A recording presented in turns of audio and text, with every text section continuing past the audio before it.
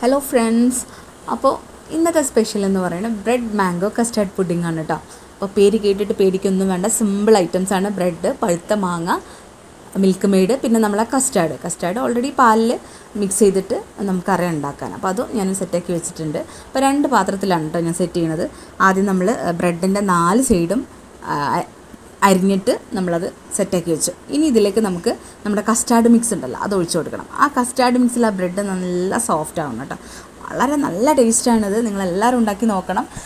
അപ്പോൾ മാത്രമല്ല, ഇതിൻ്റെ ഒരു സ്പെഷ്യാലിറ്റി എന്താ അറിയോ, ഈ മാംഗോ ആണ് കേട്ടോ. അപ്പം നമുക്ക് ഇടയ്ക്കിടയ്ക്ക് ഈ മാംഗോ കടിക്കാൻ കിട്ടും. ഞാൻ ഈ കസ്റ്റാർഡ് മിക്സിൻ്റെ മേലെ മാംഗോ സ്ലൈസ് ചെയ്തിട്ട് കൊടുക്കും. അപ്പോൾ അത് നമുക്ക് ഇടയ്ക്കിടയ്ക്ക് ഇങ്ങനെ കടിക്കാൻ കിട്ടുമ്പോൾ നല്ല ടേസ്റ്റാണ്.